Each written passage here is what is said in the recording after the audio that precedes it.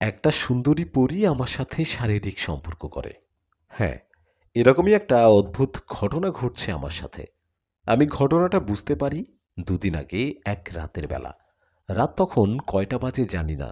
হঠাৎ আমার ঘুম ভেঙে যাওয়ায় আমি অনুভব করি আমার পাশে কেউ আছে।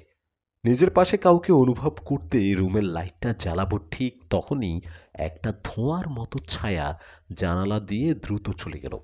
সেই ছায়াটা চলে যাওয়ায় আমি রুমের লাইটটা জ্বালাতে দেখলাম আমার শারীরিক কিছু পরিবর্তন। আমার শরীরের কাপড়ও একটু এলোমেলো। এরকম অবস্থায় রুমের লাইটটা বন্ধ করে আবার শুয়ে পড়লাম। নিজের শরীরের পরিবর্তন দেখে ভাবলাম স্বপ্নদোষ হয়তো হয়েছে। বিষয়টা তখনও গভীরভাবে নেইনি। এই ঘটনার পরের রাতে আমার সাথে একই রকম ঘটনা ঘটে। দ্বিতীয় রাতেও একই ঘটনা ঘটায় আমি বিষয়টা সিরিয়াসলি নেই। পরপর ২ রাতে একই ঘটনা ঘটায় আমি পরের রাতে না ঘুমিয়ে চোখ বন্ধ করে ঘুমানোর ভান করে শুয়ে থাকি। কেননা আমি দেখতে চাই আমার রুমে কে আসে। কথামতো এরকমভাবে বেশ কিছুক্ষণ শুয়ে থাকার পর আমি দেখি আমার রুমে একটা ধোঁয়া এসে প্রবেশ করল। আর সেই ধোঁয়া থেকে একটা সুন্দরী নারীর রূপে রূপান্তরিত হলো। এরকম একটা দৃশ্য দেখে আমি খানিকটা ভয় পেয়ে গেলাম। তবুও আমি আওয়াজ না করে চুপ হয়ে শুয়েই রইলাম। ওদিকে সেই সুন্দরী নারীটা আস্তে আস্তে আমার দিকে এগিয়ে আসে। আমার বুকের উপর তার একটি হাত আলতো করে রাখতেই আমি খপ করে সেই হাতটা ধরে ফেলি। আমি ওনার হাতটা ধরে ফেলে বলে উঠি, কে তুমি? আমি পড়ি। আমার কাছে কি চাও? তোমার ভালোবাসা। তোমাকে আমার ভালো লাগে। খুব সুন্দরী সেই পরীটা আমার সামনে বসে আমার সাথে এভাবেই কথা বলছে। পরীর মায়াবী চেহারা দেখে যেন চোখ সরাতে পারছি না। পরীর মায়াবী চেহারা থেকে নিজের চোখ সরিয়ে নিয়ে ওকে বললাম, তুমি কেন আমার কাছে আসো? আগে তো আসো না। আমি বুঝতে পারি তুমি আমার কাছে এসে আমাকে বাজেভাবে স্পর্শ করো।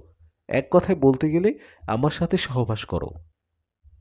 আমার কথায় পরী মুচকি একটা হাসি দিয়ে বলল, এতে তোমার ভালো লাগে না বুঝি? আমি দেখো, এখানে ভালো লাগার বিষয় নয়। এটা হারাম। আমি তোমাকে চিনি না, জানি না। তুমি আমার সাথে এমনটা করতে পারো না। পরী, তুমি আমাকে না চিনলে কি হবে? আমি তো তোমাকে চিনি জানি। তোমাকে আমার ভালো লাগে। আমরা তো অদৃশ্যভাবে চলি। আমাদের চলার পথে কাকে কখন ভালো লাগে সেটা নিজেও জানি না। তোমাকে আমার অনেক ভালো লাগে। ভালোবাসি বলে তোমার সাথে সহবাস করি। তুমি মন থেকে একবার মেনে নাও, তোমারও ভালো লাগবে। পুরীর এরকম কথায় ওকে বললাম, না, আমি আর এই বিষয়ে কথা বলতে চাই না। তুমি এখন চলে যাও। আমাকে বিরক্ত হতে দেখে পুরী মিষ্টি কণ্ঠে বললেন, ঠিক আছে, আমি চলে যাচ্ছি, কিন্তু একবারে না। আমি তোমার কাছে আবার আসব, বারবার আসব। ভালো লাগার মানুষের কাছে কে না আসতে চায় বলো? কথাটা বলে পুরী আমার কপালে তার একটা আঙ্গুলের স্পর্শ দিতেই আমার কিছু মনে নেই। মনে হলো ওর স্পর্শে ঘুমিয়ে গেলাম। সকালে আমার ঘুম ভেঙে যায় ফোনের আওয়াজে। বন্ধু সুমন ফোন করছে। ওর ফোন পেয়ে ঘড়ির দিকে তাকিয়ে দেখলাম ৯টা বাজে। হয়তো কলেজে যাবার জন্য ডাকছে। ঘড়িতে ৯টা বাজে দেখে তাড়াহুড়ো করে উঠে ফ্রেশ ও নাস্তা শেষে চলে গেলাম কলেজে। কলেজে যাবার পর ক্লাস শেষে মাঠে বসে বন্ধুদের সাথে আড্ডা দিচ্ছিলাম। আড্ডার এক ফাঁকে আমি আমার সাথে ঘটে যাওয়া ঘটনাটা ওদের বলতেই ওরা হাসতে হাসতে বলল, কি রে নিষাদ, আজকাল তোর সাথে পরীর শারীরিক সম্পর্ক হয় নাকি? সাদিয়া বলে, আরে হতেও পারে। তোর কি ভাগ্য নিষাদ, মানুষ তো পরীকে দেখতেও পারে না। আর তুই ডাইরেক্ট পরীর সাথে থাক থাক না বলি। এদিকে বন্ধু সুমন ও সাদিয়ার কথা শুনে জান্নাতের দিকে তাকিয়ে দেখলাম ও চোখ বড় বড় করে আমার দিকে তাকিয়ে আছে। এটা দেখে আমি বললাম, তোমার আবার কি হলো? আমার দিকে এভাবে তাকিয়ে আছো কেন? আমার কথায় বন্ধু সুমন বলল, রাগ করবে না। কেউ কি চায় তার বয়ফ্রেন্ডের সাথে অন্য কেউ শারীরিক সম্পর্ক করুক? ভাগ্য ভালো কোন পরী করছে, কোন মেয়ে হলে তো হুম, জান্নাত ওকে মেরেই ফেলতো। সুমনের কথায় বুঝতে পারলাম জান্নাত আমার কথায় কষ্ট পেয়েছে। আমি কিছু বলার আগে জান্নাত উঠে হাঁটতে লাগলেন। ও চলে যাচ্ছে এটা দেখে ওর পিছু পিছু গিয়ে ওকে বললাম, জান্নাত, এই শোনো না। আরে রাগ করছো কেন? আমার কথা তো শুনবা। যা বাবা, আমি কি এমন বললাম? আমার কোনো কথা না শুনে জান্নাত চলে গেল। আমার কথায় কষ্ট পেয়েছে মনে হয়। জান্নাত আমাকে অনেক ভালোবাসে, আমিও ওকে ভালোবাসি। জান্নাত চলে যাওয়ার পর আমি ভাবলাম কালোর রাগ ভাঙাবো। এদিকে আমার শরীরটাও ভালো লাগছে না, তাই বাড়িতে চলে গেলাম। বাড়িতে যাবার পর সেই রাতের ঘটনা, আগের রাতের মতো এই রাতেও আমার ঘুম ভেঙে যায়। আমার ঘুম ভেঙে যেতে আমি বুঝতে পারি আমার শারীরিক অবস্থা। আমি বুঝতে পারি সেই পরী আজও আমার সাথে শারীরিক সম্পর্ক করছে। নিজের এরকম অবস্থা দেখে উঠে বিছানায় বসে রুমের লাইটটা জ্বালাতে যাব, কিন্তু এ কি, আমি কোথায়? এটা তো আমার রুম না। আশপাশে তো অন্ধকার লাগছে, জায়গাটাও চিনছি না। নিজেকে অজানা এক জায়গায় দেখে চিৎকার করে মা বাবাকে ডাকতে লাগলাম। মা বাবা, তোমরা কোথায়? আমি তোমায় আছি। আমি আমি কোথায়? কেউ কি আছো এখানে? আমার কথায় কোথা থেকে একটা আলোর ঝলকানি এসে পড়ল আমার পাশে। আর সেই আলো থেকে রূপ নিল সেই পরী। সেই পরী আমার কাছে এসে বলল, তুমি চিৎকার করছো কেন? তুমি কি ভয় পাচ্ছ? তা ভয় পাবো না। তুমি আমাকে কোথায় নিয়ে আসছো? এটা কোন জায়গা? আমাকে বাড়িতে রেখে আসো। মা বাবা, তোমরা কোথায়? আমার কথায় পরি বলল, এই চিৎকার করো না। তোমার চিৎকার কেউ শুনবে না। আমি তোমাকে নিয়ে আসছি, তোমাকে রেখেও আসবো। পরীর কথায় ওকে বললাম, কিন্তু তুমি আমার সাথে কেন এসব করছো? আমার এসব ভালো লাগছে না। দয়া করে আমাকে বাড়িতে রেখে আসো। পরী বলে, রেখে তো আসবো। তোমাকে রেখে আসবো, আবার নিয়েও আসবো। যখন খুশি তোমার সাথে দেখা করব। সব আমার খুশি। তোমাকে আমার ভালো লাগে, কথাটা জানো নিশ্চয়ই। কিন্তু আমার তো গার্লফ্রেন্ড আছে, আমি ওকে অনেক ভালোবাসি। ও আমাকে অনেক ভালোবাসে। তুমি আমার কাছ থেকে চলে যাও। আমার কথায় পরি বলল, ভালোবাসা মায়া এগুলো ক্ষণিকের জন্য। মন থেকে ভালোবাসতে কে বা পারে বলো? মিথ্যা ভালোবাসার আড়ালে লুকিয়ে থাকে অনেক অজানা কথা। তা যাই হোক, তুমি আমার কথা কাউকে বলবা না। যদি বলো, এর ফল তুমি পরে পাবা। কথাটা বলে পরি তার হাতে আমার হাতটা রাখার সাথে সাথেই আমার কিছু মনে নেই। আমার হুঁশ ফেরে সকালে মা বাবার ডাকে। মা বাবা বলছে, বাবা নিশাত, কি হয়েছে তোর? তুই ঠিক আছিস তো? মা বাবার ডাকে আমি উঠে বসে বললাম, মা বাবা, তোমরা আমার রুমে কিভাবে এলে? আমি তো দরজা খুলিনি। আমার কথার জবাবে বাবা বললেন, আরে, কথা তো সেখানেই। তোর ঘরের দরজা খোলা কেন? দরজা খুলে ঘুমিয়েছিস নাকি? কি? আমি তো দরজা লাগিয়ে ঘুমিয়েছিলাম। দরজা তো খুলিনি।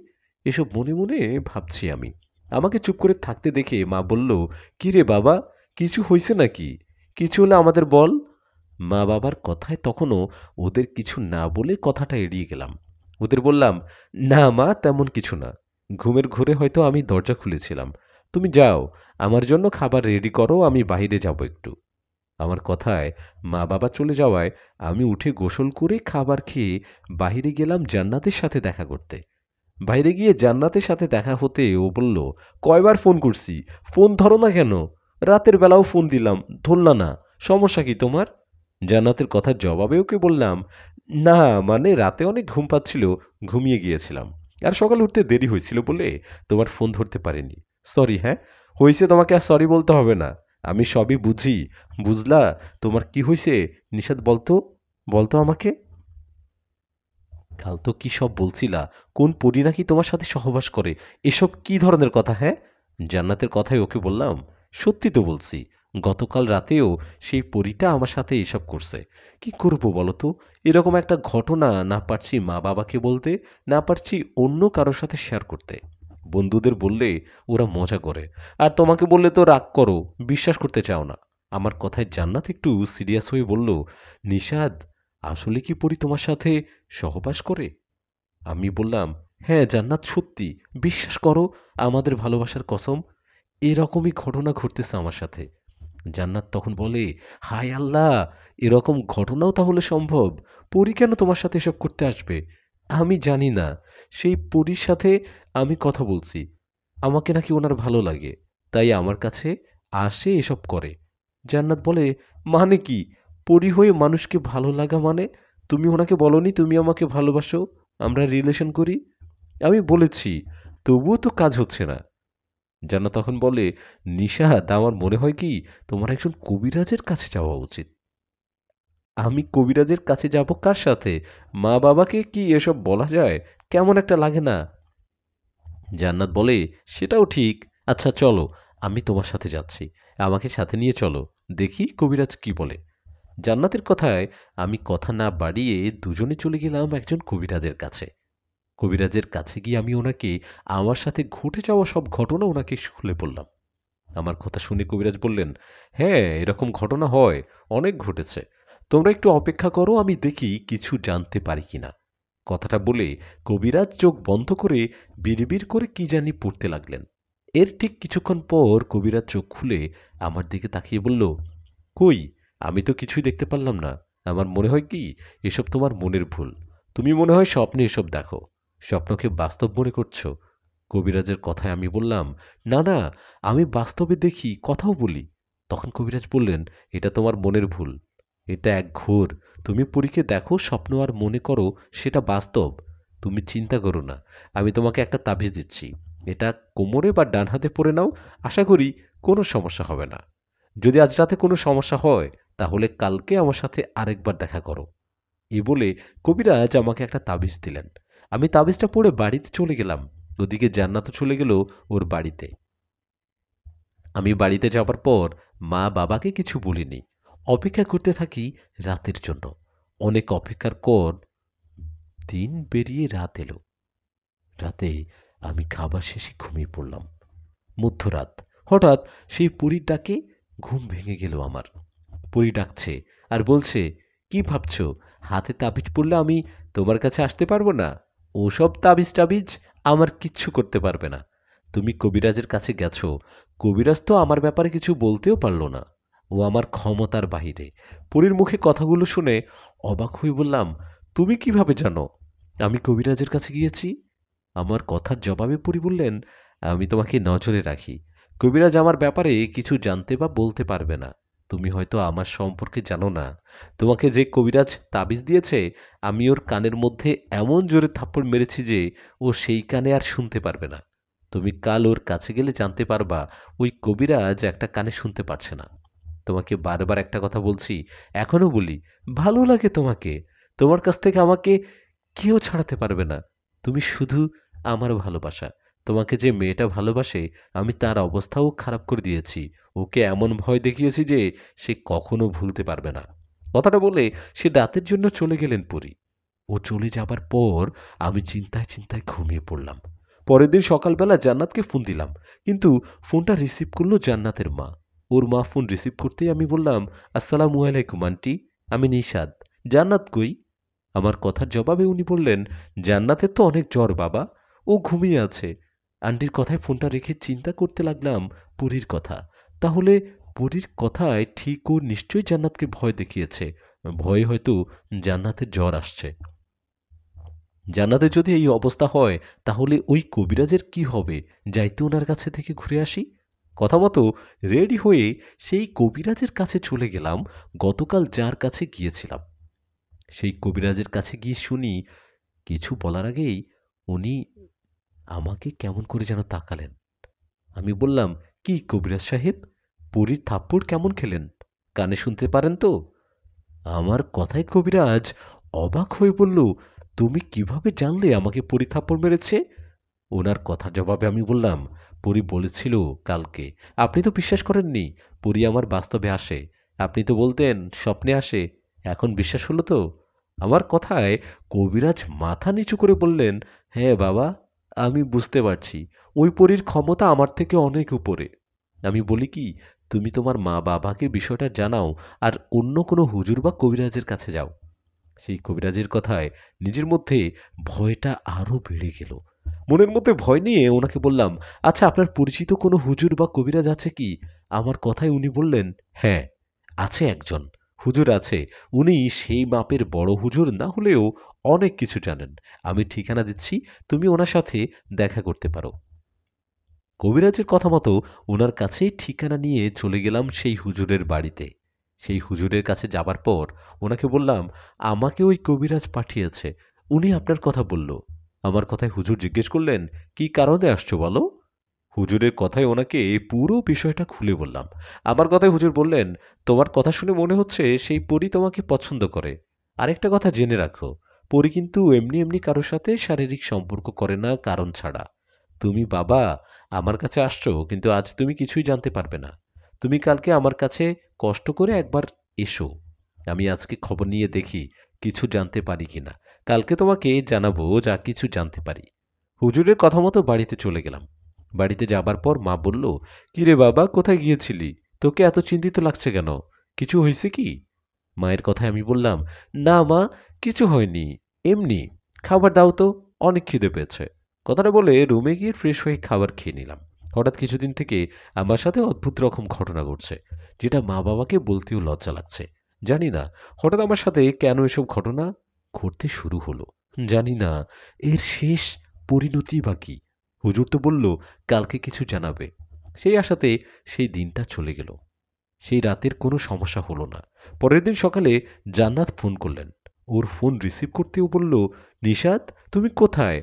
আমি তো বাসায়। কেন, কোনো সমস্যা? কি, তোমার শরীর এখন কেমন? জ্বর কি কমেছে?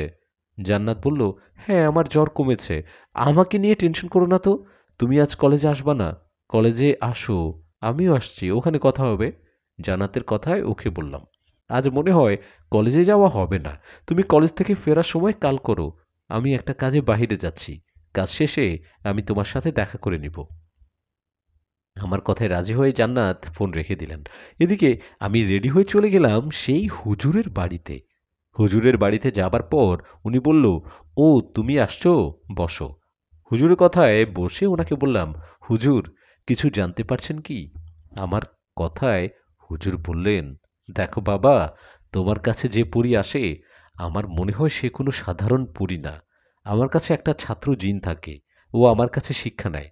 আমি আমার সাথে থাকা ছাত্রজিনকে দিয়ে তোমার ব্যাপারে খবর নিয়ে জানতে পারছি তোমার কাছে পরী এমনি এমনি আসে না। তুমি হয়তো ভাবছো পরী তোমার সাথে শুধু শারীরিক সম্পর্ক করতে আসে, তোমাকে পছন্দ করে সেজন্য আসে। কিন্তু ও তোমার সাথে শুধু এসব করতে আসে না। এর পিছনে নিশ্চয়ই বড় কোনো রহস্য আছে। তোমাকে এক কথায় বলতে গেলে পরী ইচ্ছে করে তোমার কাছে আসেনি, পরীকে তোমার কাছে পাঠানো হয়েছে। কি? পরীকে আমার কাছে পাঠানো হয়েছে মানে? কে পাঠিয়েছে? আমার কথায় হুজুর বললেন, এত কিছু তো জানতে পারিনি বাবা। আমার ছাত্রজিন এখনো যুবক, ও বেশি কিছু খোঁজ নিতে পারেনি। ও বেশি কিছু খোঁজ করতে গেলে ওই পরী ওকে মেরে ফেলবে। আমি যতটুকু জানতে পারছি তোমাকে জানালাম। আমার বিষয়টা অনেক জটিল মনে হচ্ছে। তুমি তোমার মা বাবাকে বিষয়টা জানাও, আর আমার থেকে আরো বড় মাপের হুজুর বা কবিরাজ দেখাও। হুজুরের কথায় মাথায় যেন আকাশ ভেঙে পড়ল।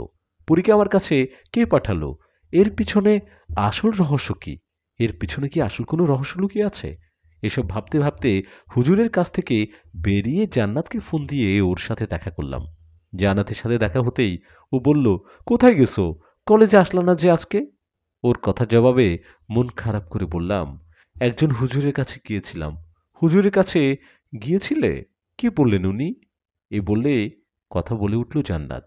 ওর কথায় ওকে বললাম, হুজুর বলল সেই পরী আমার কাছে এমনি এমনি আসেনি। সেই পরী নাকি আমার কাছে পাঠানো হয়েছে। তোমার কাছে পরীকে পাঠানো হয়েছে মানে? নিষাদ, আমার মনে হয় ব্যাপারটা খুব জটিল। তোমার যদি কিছু হয়ে যায় এখন কি করবা ভাবছো? আমি দেখি কি করা যায়। তুমি এসব নিয়ে চিন্তা করো না। তোমার জ্বর কমছে তো? জান্নাত বলে, হ্যাঁ, আমার জ্বর কমছে। জানো, ওই পরীটার ভয়ঙ্কর চেহারা দেখে আমার জ্বর আসছে। আমি তোমার গার্লফ্রেন্ড, সেজন্য কি ও এমনটা করছে? আমাকে ভয়ঙ্কর রূপে ভয় দেখিয়েছে। আমি বললাম, হ্যাঁ, পরীটা আমাকে বলেছিল এসব। তুমি এসব নিয়ে টেনশন করো না তো। আর সন্ধ্যার পর কোনো কারণ ছাড়া বাইরে বের হবা না, তাহলে পরী আবার তোমার কোনো ক্ষতি করতে পারে। এই বলে আমি বাড়িতে চলে আসলাম। জান্নাতও চলে গেল ওর বাড়িতে। আমি বাড়িতে আসার পর সেই রাতে খাবার সময় আমি মা বাবাকে আমার বিষয়ে সব কথা খুলে বলি। সব কথা শুনে তো মা বাবা অবাক। আমার কথা শুনে মা বাবা ভেবেছিল আমি হয়তো মজা করছি। পরে ভালো করে বুঝিয়ে বলার পর বাবা বলল, রিশাদ, তোর সাথে এরকম একটা ঘটনা ঘটে, তুই আগে কেন আমাদের বলিসনি? বাবার কথায় আমি বললাম, এরকম কথা তোমাদের কেমনে বলি ভেবেছিলাম ঠিক হয়ে যাবে, কিন্তু এখন তো দিন দিন বিষয়টা জটিল হয়ে যাচ্ছে, তাই বাধ্য হয়ে তোমাদের বললাম। আমার কথায় মা বললেন, তোর সাথে যা ঘটছে এসব তো স্বাভাবিক কিছু না রে বাবা, এসব আমাদের আগে বলা উচিত ছিল। রিশাদের বাপ, এখন কি করা যায় বলো তো? তাই তো বলি, আমার ছেলেটা কয়দিন ধরে এরকম মনমরা হয়ে থাকে কেন? ওর শরীরটা দেখেছো একবার, কেমন শুকায় গেছে? তুমি কিছু একটা করো না। মায়ের কথায় বাবা বললেন, তোমার ভাই মানে নিষাদের মামার একজন বন্ধু আছে না, উনি তো নামকরা কবিরাজ। ওনার অনেক নামডাক নিষাদকে নিয়ে কালকে ওনার কাছে যাই। উনি তো বড় মাপের কবিরাজ, আশা করি ওনার কাছে গেলে উনি সবটা বলে দিবে। বাবার কথায় মা বললেন, হ্যাঁ, তাহলে তাই হোক, কালকেই ওনার কাছে নিয়ে যাই। মা বাবার কথায় আমি খাবার শেষে রুমে চলে গেলাম। রুমে যাবার কিছুক্ষণের মধ্যে ঘুম চলে আসলো। আমি যখন ঘুমে, তখন একটা স্বপ্নে দেখি। আমি দেখি সেই পরী আমার কাছে এসে বলছে, নিষাদ, তোমার কাছে থেকে আমাকে কেউ আলাদা করতে পারবে না। আমি যা চাই তাই পাই, জোর করে হলেও সেটা আদায় করে নেই এখন, বলে পরী আমার বুকে মাথা রাখে। এরকম একটা স্বপ্নে ঘুম ভেঙে যেতে দেখলাম এক অবাক করা দৃশ্য। আমি স্বপ্নে দেখেছি পরী আমার বুকে মাথা রেখেছিল। এখন ঘুম ভেঙে যাওয়ার পর সেটা বাস্তবে দেখছি। আমি দেখি পরী আমার বুকে মাথা রেখে শুয়ে আছে। এটা দেখে ওকে আমার বুক থেকে ধাক্কা দিয়ে সরিয়ে দিলাম। ওকে সরিয়ে দিয়ে বললাম, এই কি করছো? আমার কথা জবাবে পরী বলছে, আমার পাওনা জিনিস আদায় করছি। আজকে না পেলে যে অনেক বড় ক্ষতি হয়ে যেত। পরীর কথায় বুঝতে পারলাম আজকেও সে আমার সাথে শারীরিক সম্পর্ক করছে। নিজের শরীরের পরিবর্তন দেখে ওকে বললাম, তুমি আজকেও আমার সাথে এমনটা করলা? আমি বারবার নিষেধ করার পরও এরকম একটা কাজ করে যাচ্ছ। তুমি এখান থেকে চলে যাও। কথাটা বলে চিৎকার দিয়ে মা বাবাকে ডাকতে লাগলাম। কিন্তু এ কি, আমার গলা দিয়ে কোনো আওয়াজ বেরোচ্ছে না। আমি ঠিকই চিৎকার দিচ্ছি, কিন্তু সেটা কেউ শুনতে পারছে না। এদিকে আমাকে চিৎকার করতে দেখে পরি বলল, কেন মিছিমিছি চিৎকার করো? কেন মিছিমিছি হুজুর বা কবিরাজের কাছে যাও? এসব করে কোনো লাভ হবে না। ঘুমাও তুমি, এখন আরাম করে ঘুমাও। আমি এখানকার জন্য চলে যাচ্ছি। কথাটা বলে চলে গেল পরী। পরী চলে যাবার পর ভয়ে আর ঘুম আসছিল না। কি জানি পরী আবার কি করে? এই চিন্তা না ঘুমিয়ে বাকি রাতটুকু পার করে দিলাম। রাত পেরিয়ে সকাল হলো। সকাল হতেই উঠে গোসল করে নিজের ঘরে এসে রেডি হচ্ছিলাম মা বাবার সাথে বড় কবিরাজের কাছে যাওয়ার জন্য। আমি যখন আয়নার সামনে দাঁড়িয়ে রেডি হচ্ছিলাম, তখন খেয়াল করলাম আমার গলায় এক সাইডে দুটো কালো চিহ্ন। এটা কিসের চিহ্ন? জায়গাটা স্পর্শ করতে একটু ব্যথা অনুভব করলাম। ওদিকে মা বাবা রেডি হয়ে আমাকে ডাকছে, তাই এসব কিছু না ভেবে মা বাবার সাথে চলে গেলাম সেই কবিরাজের বাড়িতে। কবিরাজ আমার মামার ভালো বন্ধু, সেই হিসেবে মা বাবাকে আগে থেকে চিনত। সেখানে যাবার পর উনি আমাদের বসতে বললেন। কথা মতো আমরা বসে ওনাকে সব ঘটনা খুলে বললাম। সব শুনে কবিরাজ বললেন, বিষয়টা তো ভালো দেখছি না। আচ্ছা, আপনারা একটু অপেক্ষা করুন। আমি আমার একটা বিশেষ রুম আছে, সেখানে আমি আমার সাথে থাকা জিনদের সাথে কথা বলি। ওদের দিয়ে খোঁজ খবর নেই। আমি নিষাদের ব্যাপারে সমস্ত খোঁজ খবর নিয়ে আপনাদের বলছি। আপনারা একটু অপেক্ষা করুন। আমি না আসা পর্যন্ত কোথাও যাবেন না। আমাকে ডাকতে রুমেও ঢুকবেন না। এই বলেই কবিরাজ তার রুমে বিশেষ একটা দরজা বন্ধ করে কি জানি করতে লাগলেন। আমার বাহিরে কি জানি একটা অদ্ভুত রকমের ফিল হচ্ছে। বাইরে থেকে শুনছি উনি কিরকম ভাষায় জানি কার সাথে কথা বলছেন। এভাবে চলে যায় কিছুটা সময়। কিছু সময় চলে যাবার পর ওই কবিরাজ বের হয় না। আমরা এদিকে কবিরাজের জন্য অপেক্ষা করতে থাকি। এভাবে একটু একটু করে কেটে যায় প্রায় 2 ঘন্টা। 2 ঘন্টা পর কবিরাজ রুম থেকে বের হয়। উনি রুম থেকে বের হতে আমরা দেখি ওনার চোখে মুখে চিন্তার ছাপ। উনি এসে আমাদের পাশে বসলেন। এদিকে ওনাকে দেখে বাবা বললেন, ভাই, কিছু জানতে পারলেন কি? বাবার কথায় কবিরাজ যা বললেন সেটা শুনে আমরা বিশ্বাস করতে পারছিলাম না। কবিরাজ বললেন, ভাই, আমি রুমে গিয়ে আমার সাথে থাকা দুজন শক্তিশালী বার্তাবাহক জিনকে পাঠাই আপনার ছেলের কাছে আসা পরীর বিষয়ে খোঁজ নিতে। আমার সাথে থাকা জিন দুজন প্রথমে খোঁজ নিয়ে এসে আমাকে যা বলেন সেটা শুনে আমি নিজেও অবাক হই। সেই দুজন জিন বলে, আপনার ছেলের কাছে যে আসে সে সাধারণ কোনো পরী নয়। ওর বয়স 1000 বছর। আর ওই পরীর এত সহজে কারো কাছে আসে না। ও এমনি এমনি আপনার ছেলের কাছে আসেনি। ওকে আপনার ছেলের কাছে পাঠানো হয়েছে কালো জাদুর মাধ্যমে। আপনার ছেলেকে ভয়ঙ্করভাবে কালো জাদু করা হয়েছে। কালো জাদু করে ওই পরীকে আপনার ছেলের কাছে পাঠানো হয়েছে আপনার ছেলের ক্ষতি করা ও ওকে মেরে ফেলার জন্য। সেই পরী আপনার ছেলের সাথে শুধু শারীরিক সম্পর্ক করে না, ওর শরীর থেকে রক্ত চুষে নেয়। কবিরাজের কথায় আমি আমার গলায় সেই চিহ্নটার কথা মনে করলাম। এক মুহূর্তের মধ্যে যেন বুকটা ধুকপুক করে উঠল। সেই কবিরাজ আর বলল, সেই পরী আপনার ছেলের সাথে মোট 7 বার শারীরিক সম্পর্ক করবে। অলরেডি 4 বার করেছে, আর 3 বার বাকি। 7 বার করতে পারলে আপনার ছেলে মারা যাবে, আর পরী হবে আরও অনেক শক্তিশালী। এজন্য সেই পরী আপনার ছেলের কাছে আসে। কবিরাজের কথায় বাবা বলল, ভাই এসব কি বলেন? আমার ছেলেকে কে কালো জাদু করল? বাবার কথায় কবিরাজ বললেন, সেটা জানতে পারিনি কে সেই ব্যক্তি, তবে এতটুকু জেনেছি আপনার বা নিশাদের আপনজনদের মধ্যে কেউ এই কাজটা করছে। আমার অনুগত জিনেরা সেই পরীর ব্যাপারে বেশি কিছু তথ্য নিতে পারছে না, কেননা সেই পরীর অনুগত অনেক পিশাচ জিন আছে। ওরা কোনোভাবে জানতে পারলে আমার সাথে থাকা জিনদের মেরে ফেলবে। তবে আমি চেষ্টা করব কে কালো জাদু করছে সেটা জানার। আমি জানতে পারলে আপনাদের বলবো, চিন্তা করবেন না। কবিরাজের কথায় বাবা বললেন, কি, আমাদের আপনজনদের মধ্যে কেউ এটা করছে? কবিরাজ বলল, হ্যাঁ, আমার জিনেরা এরকমই ধারণা করছে। ওরা বলছে খুব সাবধানে তথ্য নিবে। আর এটা এমন একটা কালো জাদু যেটার ব্যাপারে সহজে খোঁজ খবর নেওয়া যায় না। নিশাদের মামা আমার ভালো বন্ধু, সেই ক্ষেত্রে আমি ব্যাপারটা গুরুত্বপূর্ণভাবে নিয়ে কাজ করছি। আপনারা কোনো চিন্তা করবেন না। আমি যেভাবে হোক জেনেই ছাড়ব কে কালো জাদু করছে। আপনারা এখন বাড়িতে চলে যান। আমি কিছু জানতে পারলে আপনাদের খবর দিব, কেমন? কবিরাজের কথা শুনে বাবা বললেন, ঠিক আছে, কিন্তু নিষাদকে তো কিছু দিলেন না। ওই পরী যদি ওর কোনো ক্ষতি করে এই 2-1 দিনের মধ্যে? বাবার কথায় কবিরাজ তার রুমে গিয়ে একটা তাবিজ নিয়ে এসে আমাকে দিয়ে বললেন, এটা তোমার কোমর বা হাতে পরে নাও। আর চিন্তা করো না, আমি 2-1 দিনের মধ্যে খোঁজ নিব। এই 2-1 দিন একটু সাবধানে থেকো। আমি আমার সাথে থাকা একটা জিনকে তোমার বাড়ি পাহারা দেওয়ার জন্য পাঠাবো। যাও, এখন বাড়িতে চলে যাও। কবিরাজের কথায় বাড়িতে চলে আসলাম। বাড়িতে আসার পর মা বাবাও আমি চিন্তায় পড়ে গেলাম। আমাদের আপনজন কে হতে পারে যে আমাকে কালো জাদু করছে? এদিকে বাড়িতে আসার পর মা হঠাৎ করে বলল, এই নিশাতের বাবা, একটা বিষয় কি মিলিয়ে দেখছো? কবিরাজ কি বলছিল আমাদের আপনজনদের মধ্যে কেউ? তোমার কি মনে আছে তোমার ছোট ভাই ও তার বউয়ের কথা? ওদের সাথে কিন্তু কিছুদিন আগে আমাদের ঝগড়া হয়েছে। ঝগড়ার এক ফাঁকে তুমি তোমার ছোট ভাইকে একটা থাপ্পড় দিয়েছিলে।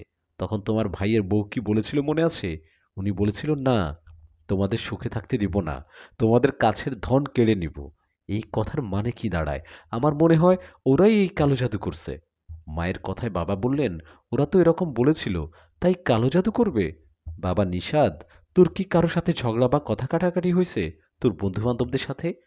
বাবার কথায় ওদের বললাম, না বাবা, সেরকম তো কিছু হয়নি।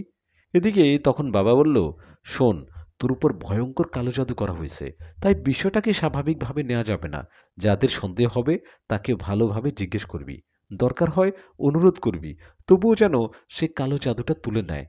বাবার কথায় রুমে চলে গেলাম। আমি মা বাবাকে কিছু না বললেও মনে মনে একটু সন্দেহ করি দুজনকে। সেই দুজন আর অন্য কেউ না, আমার বন্ধু আর বান্ধবী। মনের মধ্যে সন্দেহ নিয়ে সেদিনটা আর কোথাও বের হলাম না। সেই রাতে ও পরী আমার কাছে আসে না। পরের দিন সকালে আমি জান্নাতকে ফোন দিয়ে বলি, কলেজে এসো, আমি আসছি। কথাটা বলে আমি রেডি হয়ে চলে গেলাম কলেজে। কলেজে এসে জান্নাতকে সাথে নিয়ে বন্ধু সুমন ও সাদিয়ার সাথে দেখা করলাম। ওদের সাথে দেখা হতেই আমি বললাম, সুমন, সাদিয়া তোমার ফাঁকা? কোথাও ডাকলাম কিছু বলার জন্য? আমি গতকাল কবিরাজের কাছে গিয়েছিলাম। কবিরাজ বলছে আমাকে কালো জাদু করা হয়েছে। আমাকে কালো জাদু করছে আমারই আপন কাছের কেউ। কবিরাজের কথায় আমার সন্দেহ 3 জন আসছে, আমার ছোট চাচা ও চাচি, এদিকে সুমন, তুই আর সাদিয়া। আমার কথায় সুমন বলল, মানে কি? আমাকে সন্দেহ করার কারণ কি? আমি তোকে কালো জাদু করতে যাব কেন? সুমনের মতো সাদিয়াও একই কথা বলল। সাদিয়া বলল, আমি কেন এসব করব? তোর সাথে আমার কিসের শত্রুতা? ওদের দুজনের কথায় আমি বললাম, সুমন, তুই আমার ভালো বন্ধু। এই যে জান্নাত, ও আমার গার্লফ্রেন্ড। আমি কিন্তু সবই জানি তুই জান্নাতকে পছন্দ করতি, এখনও করিস। জান্নাতকে ভালোবাসিস তুই, কিন্তু ওর সাথে প্রেম হয়েছে আমার। এই জন্য রেগে গিয়ে তো কালো জাদু করতে পারিস আমার উপর, তাই না? আর সাদিয়া, তুই তো আমাকে পছন্দ করতি, তোর সাথে রিলেশন করিনি বলে তুই তো আমার উপরে রেগে এই কাজটা করতেই পারিস। দেখ, আমি সরাসরি তোদের কাউকে দোষ দিচ্ছি না, সরাসরি একটা কথা বলছি। আজ নয়তো কাল যেভাবে হোক আমি জানতে পারবো কে কালো জাদু করছে আমাকে। তাই তোদের ভালোভাবে বললাম, তোদের মধ্যে এই কাজটা কেউ করে থাকলে স্বীকার কর, আর আমার উপর থেকে কালো জাদু তুলে নেয়। আমার কথা সুমন বলল, না না ভাই, আমি মানলাম জান্নাতকে পছন্দ করি, তাই বলে এরকম একটা পাপ কাজ করতে পারি না। আমি এই ব্যাপারে কিছু জানি না, আমি কিছুই করিনি। সুমনের কথা শেষ হতে না হতে সাদিয়াও বলল, হ্যাঁ নিষাদ, তুই বিশ্বাস কর, আমি এরকম একটা কাজ করতেই পারি না। আমি কিছু করিনি। সাদিয়া ও সুমনের কথায় জান্নাত বললেন, সুমন আর সাদিয়া, তোমরা কেউ এই কাজটা করে থাকলে বলো। এখানে শুধু নিশাদের সমস্যা হচ্ছে না, ওর সাথে সাথে আমারও সমস্যা হচ্ছে। আমি ওর গার্লফ্রেন্ড বলে সেই পরী আমাকে অনেক ভয় দেখাচ্ছে। দুদিন ধরে আমার সাথে ভয়ঙ্কর কিছু হচ্ছে। তোমরা এই অপরাধটা করলে স্বীকার করো। জান্নাতের কথায় সুমন সাদিয়া একই কথাই বলল, ওরা কিছু জানে না। ওদের কথায় আমি বললাম, ঠিক আছে, তাহলে অপেক্ষা করি। একদিন না একদিন তো সত্যিটা সামনে আসবে, তাই না? কথাটা বলে বাড়িতে চলে গেলাম আমি। বাড়িতে যাবার পর শুনলাম মা বাবা আমার ছোট চাচা চাচির কাছে গিয়ে সব খুলে বলছে। মা বাবাকে চাচি ওরা বলল, কি আমরা এসব কিছু জানি না। মা বাবার কথায় চাচি অস্বীকার করে মা বাবাকে তাড়িয়ে দিয়েছে। ওদের এমন ব্যবহারের সন্দেহটা আরও বেড়ে যায়। সন্দেহ করে যেন কাউকে দোষ দিতেও পারছি না। এখানে কে আসল দোষী সেটাই তো বুঝতে পারছি না। এভাবে সেই দিনটা কেটে গেল। সেদিন রাতে আমি স্বপ্নে পরীকে আবার দেখি। আমি দেখি পরী আমার দিকে তাকিয়ে মুচকি মুচকি হাসছে আর বলছে, কি ভাবছো আমি তোমার কাছে আসতে পারবো না? কবিরাজের তাবিজ আমাকে আটকাতে পারবে না। আমার সময় হলে আমি ঠিকই আসবো তোমার কাছে, অনেক কাছে। এরকম একটা স্বপ্নের ঘুম ভেঙে যায় আমার। আমার ঘুম ভাঙতেই বুঝতে পারলাম সকাল হয়েছে। সকাল হতেই আমার ফোনে একটা কল আসে। কলটা রিসিভ করতে ওপাশ থেকে কবিরাজ বলে উঠেন, নিষাদ, আমি তোমার মামার বন্ধু কবিরাজ। চিনছো আমাকে? শোনো, তুমি একা আমার সাথে দেখা করো, জরুরি দেখা করো। আমি জানতে পারছি তোমাকে কালো জাদু করার পিছনে কার হাত আছে। কবিরাজের কথায় তাড়াহুড়ো করে উঠে ফ্রেশ হয়ে কিছু না খেয়েই রওনা করলাম কবিরাজের বাড়ির উদ্দেশ্যে। বেশ কিছুক্ষণ পর আমি পৌঁছে গেলাম সেই কবিরাজের বাড়িতে, কবিরাজের কাছে। আমি ওনার কাছে যাবার পর উনি বললেন, নিশাদ আসছো? বসো। আমি তোমাকে একা ডাকছি এর কারণ আছে। এমন একটা তথ্য পেয়েছি যেটা তোমার মা বাবার সামনে বলতেও খারাপ লাগে। কবিরাজ মামার কথায় ওনাকে বললাম, আমাকে কে কালো জাদু করছে জানতে পারছেন? আমার কথা জবাবে কবিরাজ বললেন, হ্যাঁ, জানতে পারছি। কথাটা বললে হয়তো বিশ্বাস করবা না, মানতে চাইবে না, কিন্তু এটাই সত্যি। তোমাকে কালো জাদু করেছে তোমার গার্লফ্রেন্ড জান্নাত। কি? জান্নাত? না, না, না, এটা হতে পারে না। আমি বিশ্বাস করি না। জান্নাত এই কাজ করতে পারে না। ও আমাকে অনেক ভালোবাসে। আমার জন্য তো ওরও অনেক সমস্যা হয়। আমার কথা শুনে কবিরাজ মুচকি একটা হাসি দিয়ে বললেন, তোমার মনে হয় জান্নাত তোমাকে ভালোবাসে? কিন্তু না, ও সবটা অভিনয় করছে। কেন করছে সেটা আমি জানি না। শুধু এটাই জানি ও তোমাকে কালো জাদু করছে। তুমি হয়তো জানলে অবাক হবে, তোমাকে কে কালো জাদু করছে এই খোঁজ নিতেই আমার সাথে থাকা একটা জিন মারা গেছে। ওই পরী একে মেরে ফেলেছে। তুমি আমার বন্ধুর ভাগিনা হও, তাই অনেক কষ্টে এই তথ্যটা তোমাকে দিয়ে গেলাম। এটাই সত্যি, তোমাকে কালো জাদু করছে তোমার গার্লফ্রেন্ড জান্নাত। ও কেন তোমাকে কালো জাদু করছে সেটা ওর কাছে জেনে নাও, এটাই ভালো হবে। কবিরাজের কথায় মাথা ঘুরতে লাগলো। জান্নাত আমার গার্লফ্রেন্ড, ও এসব কেন করলো?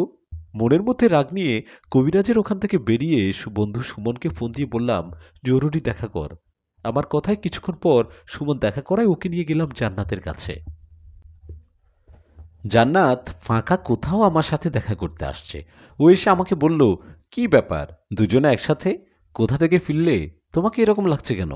জান্নাতের কথায় ওকে বললাম, কবিরাজের বাড়ি থেকে আসলাম। আমাকে কে কালো জাদু করছে উনি বলেছেন। আমার কথায় জান্নাত বলল, তাই নাকি?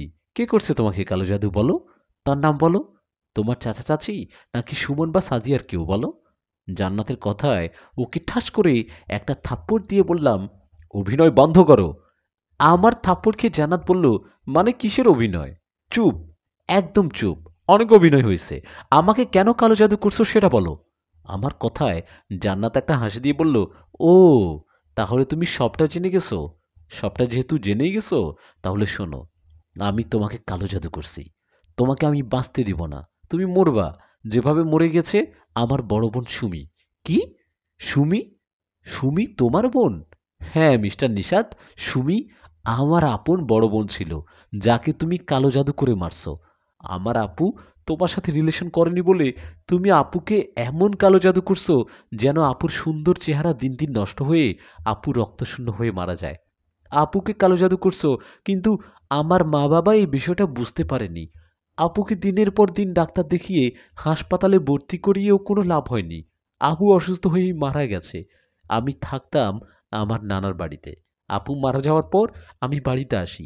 বাড়িতে আসার পর আমি কোনোভাবে জানতে পারি আপু এমনি এমনি মারা যায়নি, ওকে কালো জাদু করা হয়েছে। আপুকে কে কালো জাদু করছে সেই বিষয়ে খোঁজ নিতে গিয়ে পলাশ ভাইয়ের কাছে জানতে পারি তুমি আপুকে কালো জাদু করছো। পলাশ ভাই বলছে তোমার কথা। কি? পলাশ ভাই বলছে? জান্নাত বলল, হ্যাঁ, পলাশ ভাই সবটা বলছে। জান্নাতের কথায় ওর হাতটা ধরে বললাম, আসো আমার সাথে। এদিকে জান্নাত হাতটা সরানোর চেষ্টা করতে করতে বললেন, ছাড়ো আমাকে, কোথায় নিয়ে যাচ্ছ আমাকে? ওর কথায় কোনো উত্তর না দিয়ে সোজা চলে গেলাম পলাশ ভাইয়ের কাছে। পলাশ আমার 1 বছরের সিনিয়র। উনি খুব খারাপ একটা ছেলে। ওনার সাথে মাঝে মধ্যে আমার ঝামেলা হয়, বলতে পারেন আমি ওনার শত্রু। তো জান্নাতকে নিয়ে পলাশ ভাইয়ের কাছে গিয়ে কোনো কথা না বলে পলাশ ভাইয়ের গালে ঠাস করে 2টা থাপ্পড় দিয়ে বললাম, বড় ভাই মনে করতাম আপনাকে, বড় ভাই, এই আপনার ব্যবহার। আমার থাপ্পড় খেয়ে পলাশ ভাই বলল, এটা কি হলো? তুই আমাকে থাপ্পড় দিলি কেন? ওনার কথায় বললাম, জান্নাতকে আপনি কি বলছেন? ওর বড় বোন সুমিকে নাকি আমি পছন্দ করতাম, ওর বোনকে নাকি আমি কালো জাদু করছি। এটা কেন বলছেন ওকে? আমার কথায় পলাশ ভাই বললেন, না আমি কিছু বলিনি, আমি কিছু জানি না, আর তুই আমার সাথে ঝামেলা করবি না বলে দিলাম। এই বলে উনি ওখান থেকে চলে গেলেন। উনি চলে যাবার পর আমি জান্নাতের দিকে তাকিয়ে বললাম, বুঝতে পারছো তো কে আসল দোষী? একটা বাজে ছেলের কথায় তুমি আমার সাথে ভালোবাসার অভিনয় করে আমাকে কালো জাদু করলা। এটাই ছিল তাহলে আমার ভালোবাসার প্রতিদান? তোমার বোনকে আমি পছন্দ করিনি, আর কালো জাদুও করিনি। পলাশ ভাইয়ের সাথে আমার শত্রুতা থাকার কারণে উনি আমার নামে মিথ্যা কথা বলছে। তোমার বোনকে কালো জাদু করেছে পলাশ ভাই নিজে। পলাশ ভাই তোমার বোনকে অনেক পছন্দ করত, তোমার বোনকে প্রপোজ করছে, আর তোমার বোন সবার সামনে পলাশ ভাইকে থাপ্পড় মারায় পলাশ ভাই প্রতিশোধ নিতে এটা করছে। দোষ করছে উনি, মাঝখান থেকে ফেঁসে গেলাম আমি। আমার কথায় সুমন বলল, হ্যাঁ জান্নাত, নিশাদ যা বলছে সত্যি বলছে। পলাশ ভাই ভালো না, নেশা করে। ওর কথায় তুমি নিশাদের সাথে এমনটা করবা ভাবতেই পারছি না। এদিকে সব শুনে জান্নাত ওর ভুল বুঝতে পারল। জান্নাত কান্না করতে করতে আমাকে বলল, নিশাদ সরি, আমাকে মাফ করো, আমি বুঝতে পারিনি। জান্নাতের কথায় ওকে আর কিছু না বলে সুমনকে বললাম, সুমন চল এখান থেকে। এই বলে রেগে সেখান থেকে চলে আসছিলাম। তখনই জান্নাত দৌড়ে এসে আমার পা ধরে বলল, মাফ করে দাও আমাকে, আমি তোমার সাথে অন্যায় করছি। আমি তোমাকে কালো জাদু করছি ঠিক আছে, কিন্তু এভাবে তো করিনি। আমার মনে হয় আমি তো তান্ত্রিকের কাছে গিয়ে যে তোমাকে কালো জাদু করছি, উনি কোন চাল চালছে। আমি তোমাকে কালো জাদু করছি ঠিক আছে, কিন্তু সেই পরীকে তো তোমার কাছে পাঠায়নি। আমি তোমার পায়ে ধরি, তুমি ভালো করে খোঁজ নাও, নইলে তুমি বাঁচতে পারবা না।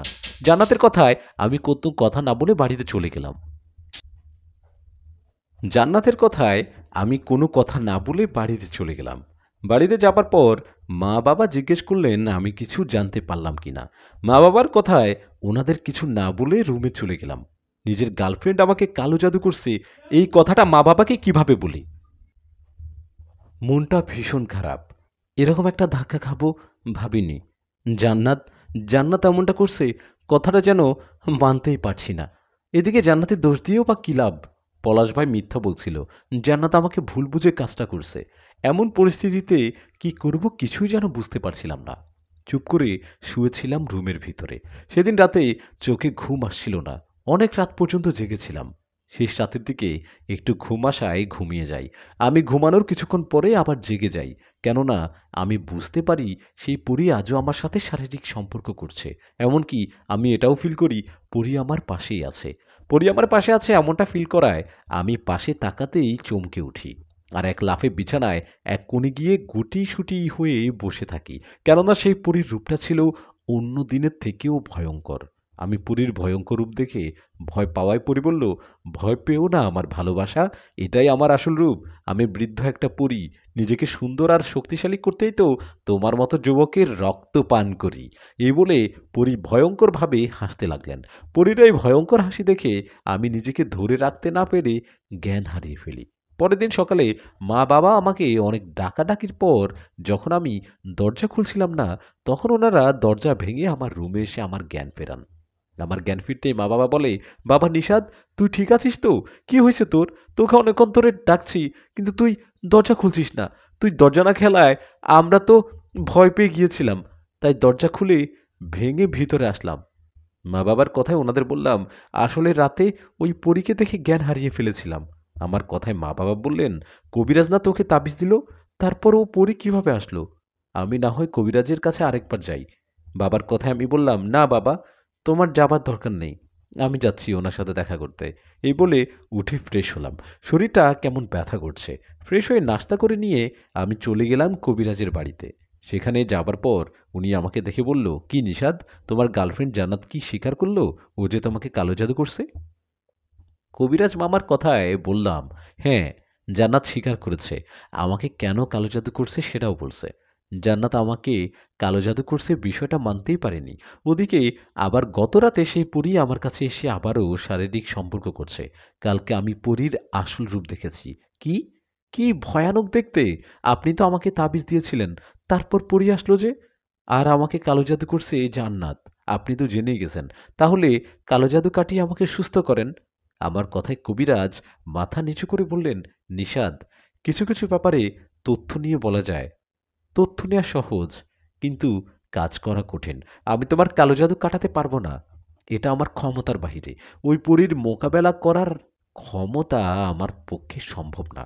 তোমার কালো জাদু কাটাতে পারে একমাত্র সে যে তোমাকে কালো জাদু করছে।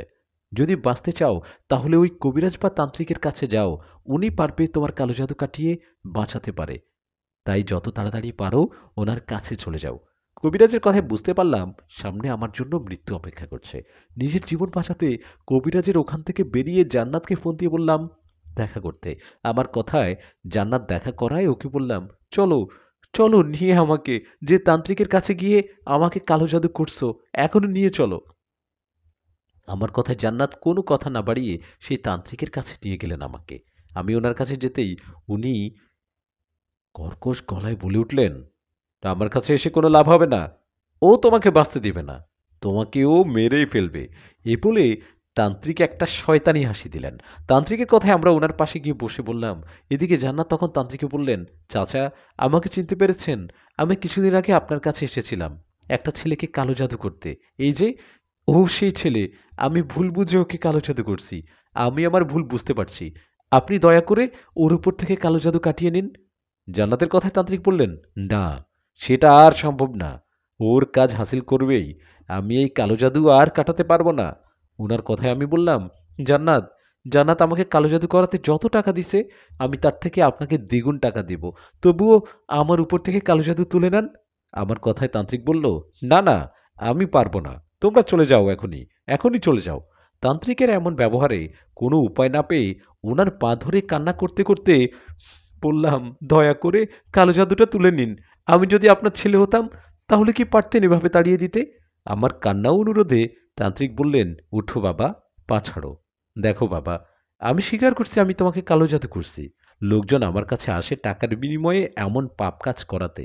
এই যে মেয়েটা, ও তোমার কথা বলায় আমি 3 রাত সাধনা করে তোমার উপর একটা খারাপ জিনকে চালান করে চাই। কিন্তু আমি খারাপ এই জিনটার কথা ভাবতেও পারিনি আমার ডাকে আমার সাধনায় এই পরী চলে আসবে। ও যেমন তেমন পরী নয় বাবা, ওর নাম আলিয়া। আলিয়া আলিয়া পরীর বয়স অনেক বছর।